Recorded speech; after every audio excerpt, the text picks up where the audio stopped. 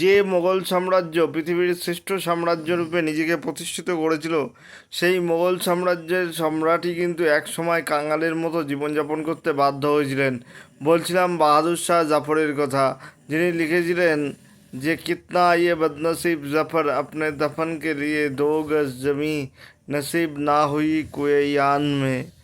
অর্থাৎ সেই বদনসিব জাফরের কথা আমি বলছি, যার দাফনের জন্য তার প্রিয় দেশমাতৃকার বুকে তার জন্য 2 গজ জমিও পর্যন্ত বরাদ্দ করা হয়নি।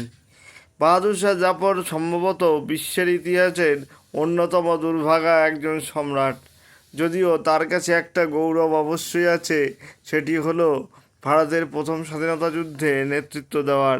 তিনি ভারতের প্রথম স্বাধীনতা যুদ্ধের প্রধান রাজন্যবর্গ ছিলেন, এবং তারই ছত্রছায়ায় বিদ্রোহীরা ব্রিটিশদের বিরুদ্ধে মরণময় সংগ্রামে লড়াই করেছিল।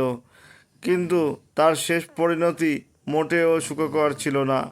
1837 খ্রিস্টাব্দে তার পিতার মৃত্যুর পর, তার পিতা দ্বিতীয় শাহ আলমের মৃত্যুর পর দ্বিতীয় শাহ আলম ও লালবাইয়ের পুত্র বাহাদুর শাহ জাফর সিংহাসনে বসেন। তার প্রকৃত নাম সিরাজউদ্দিন মোহাম্মদ। তিনি তার দীর্ঘ সময়ের রাজত্বকাল, প্রায় 20 বছরের রাজত্বকালে বিশেষ কিছু ক্ষমতার অধিকারী ছিলেন না, কারণ তার সাম্রাজ্য তখন শুধুমাত্র দিল্লির লালকেল্লাতেই সীমিত ছিল। এমনকি দিল্লির সীমানা থেকে অন্য কোথাও যেতে হলেও তাকে ব্রিটিশ চৌকিদারের অনুমতি নিয়ে যেতে হতো।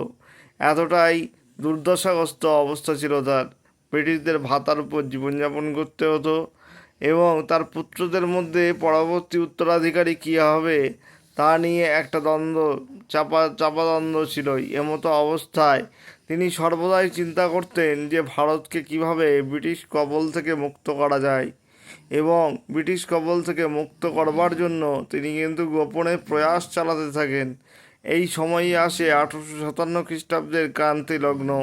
যেই ক্রান্তি লগ্নে বাহাদুর শাহ জাফর কী করেছিলেন, বাহাদুর শাহ জাফর নেতৃত্ব দিয়েছিলেন, তার নামে এই বিদ্রোহ পরিচালিত হয়েছিল, এবং তিনি সর্বান্তকরণে আনন্দের সঙ্গে এই নেতৃত্ব গ্রহণ করেছিলেন বলে কিছু কিছু ঐতিহাসিকের মত।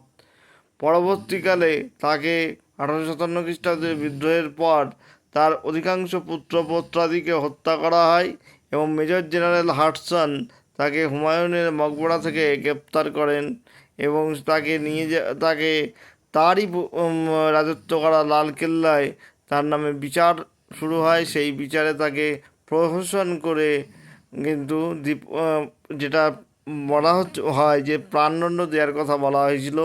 পরে তার বয়স এবং রাজনৈতিক গুরুত্ব চিন্তা করে তার কিন্তু সেই প্রাণদণ্ড রহিত করে তাকে দেশান্তরী হওয়ার আদেশ দেওয়া হয়। অর্থাৎ এখান থেকে তাকে রেঙ্গুন পাঠিয়ে দেওয়া হয়, দিল্লি থেকে রেঙ্গুন পাঠিয়ে দেওয়া হয়, বার্মায় পাঠিয়ে দেওয়া হয়, এবং সেই বার্মায় তিনি প্রায় 35 জন দাসদাসী এবং নিজের স্ত্রী জিনাত মহলের সঙ্গে গিয়েছিলেন বার্মার উদ্দেশ্যে। আর কখনোই তিনি ভারতের মাটি স্পর্শ করতে পারেননি, এবং বার্মাতেই 1862 খ্রিস্টাব্দে 82 বছর বয়সে এই সুপ্রখ্যাত উর্দু লেখক এবং গজল লেখক, শায়েরি লেখক, এছাড়া ভারতের সম্রাট এবং ভারতের মুঘল বাদশাহ দ্বিতীয় বাহাদুর শাহের জীবনাবসান হয়। এবং দ্বিতীয় বাহাদুর শাহের বিষয়ে একটি কথা আমরা বলতে পারি, তিনি কিন্তু যথেষ্ট দেশপ্রেমিক ছিলেন। তার দেশকে তিনি ভালোবাসতেন। চাইলেই কিন্তু তিনি বিদ্রোহীদের নেতৃত্ব অস্বীকার করে সরাসরি ব্রিটিশদের সঙ্গে যোগাযোগ করে নিজের গদি বাঁচাতে পারতেন, কিন্তু সেটা তিনি করেননি।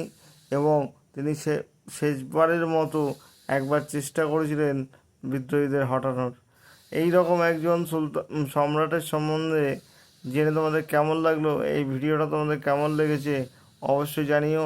ক্যামেরা কোয়ালিটি একটু খারাপ হয়ে গেছে, পরবর্তীতে ভালো করার চেষ্টা করবো। পাশে থেকেও একটা লাইক, কমেন্ট, শেয়ার, সাবস্ক্রাইব দিয়ে ধন্যবাদ।